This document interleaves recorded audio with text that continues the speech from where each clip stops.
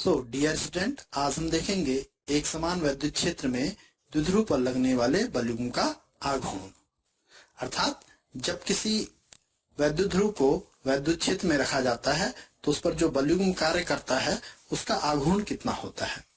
तो इसके लिए सबसे पहले हम फिगर पे नजर डालें तो फिगर में देख सकते हैं कि हमारे पास एक विद्युत ध्रुव AB है जिसके A सिरे पर -Q तथा B सिरे पर +Q आवेश एक दूसरे से 2L दूरी पर स्थित है। इस विद्युत ध्रुव को हमने एक समान विद्युत क्षेत्र E में क्षेत्र की दिशा से थीटा कोण बनाते हुए रख दिया है। अब हम जानते हैं क्योंकि यदि कोई आवेश विद्युत क्षेत्र में है तो उस पर एक बल कार्य करता है। यदि आवेश धनात्मक है तो उस पर लगने वाला बल क्षेत्र की दिशा की ओर होगा और यदि ऋणात्मक है तो लगने वाला बल क्षेत्र की विपरीत दिशा की ओर होगा। हमारे पास क्योंकि विद्युत ध्रुव है इसमें प्लस आवेश और माइनस आवेश दोनों ही हैं, अतः इस पे दोनों बल काम करेंगे। तो हमारे पास जो B बिंदु पर +Q आवेश है उस पर एक बल F1 = QE ये क्षेत्र की दिशा की ओर कार्य करता है और A बिंदु पर स्थित -Q आवेश पर F = QE क्षेत्र की विपरीत दिशा की ओर कार्य करता है। क्योंकि इन दोनों की वैल्यू हम देख रहे हैं कि F1 और F2 दोनों ही QE के बराबर है।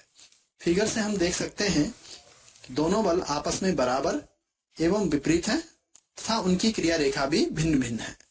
अतः ये एक बलयुग्म का निर्माण करते हैं जो द्विध्रुव को क्षेत्र की दिशा में घुमाने का प्रयास करता है। इस बलयुग्म का आघूर्ण का फॉर्मूला हमें मालूम है। जो आघूर्ण होता है टाउ = F × लंबवत दूरी।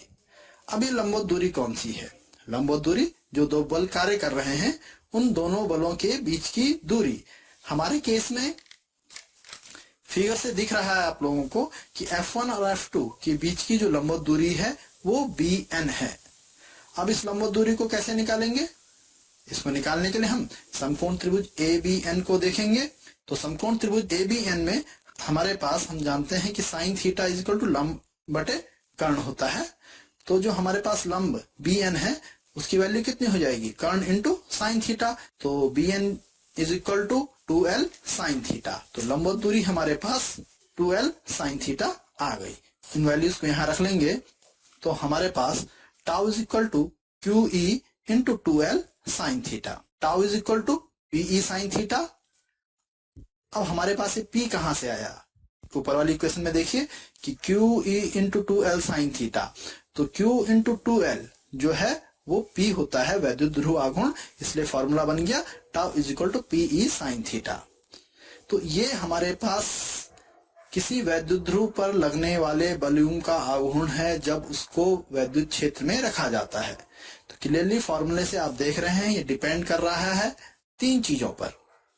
एक तो जो विद्युत ध्रुव आपने लिया है उसका विद्युत ध्रुव आघूर्ण P कितना है, जिस विद्युत क्षेत्र में आपने उसको रखा है वो कितना स्ट्रॉन्ग है, और सबसे महत्वपूर्ण चीज ये जब विद्युत क्षेत्र में रखा गया है तो किस कोण पर रखा गया है, ये सबसे महत्वपूर्ण है। तो इसकी एक दो विशिष्ट स्थितियों को हम देख लेते हैं। यदि थीटा = 90 डिग्री तो हम जानते हैं कि sin 90 का मान 1 होता है और ये साइन में मैक्सिमम मान होता है। तो इसलिए इस समय इस केस में क्या काम करेगा? महत्तम टॉर्क काम करेगा। तो हमारे पास टाउ = PE। तो ये किसी विद्युत ध्रुव पर विद्युत क्षेत्र में लगने वाला महत्तम आघूर्ण होता है। अब यदि थीटा = 0 डिग्री हो जाए तो हम जानते हैं कि फॉर्मूला हो जाएगा टाउ = PE sin 0। sin 0 की वैल्यू 0 हो जाएगी तो टाउ = 0। अर्थात यदि विद्युत ध्रुव को विद्युत क्षेत्र की दिशा में रखा गया है तो उस पर कोई भी बल युग्म कार्य नहीं करता है, उस पर कोई भी आघूर्ण कार्य नहीं करता है।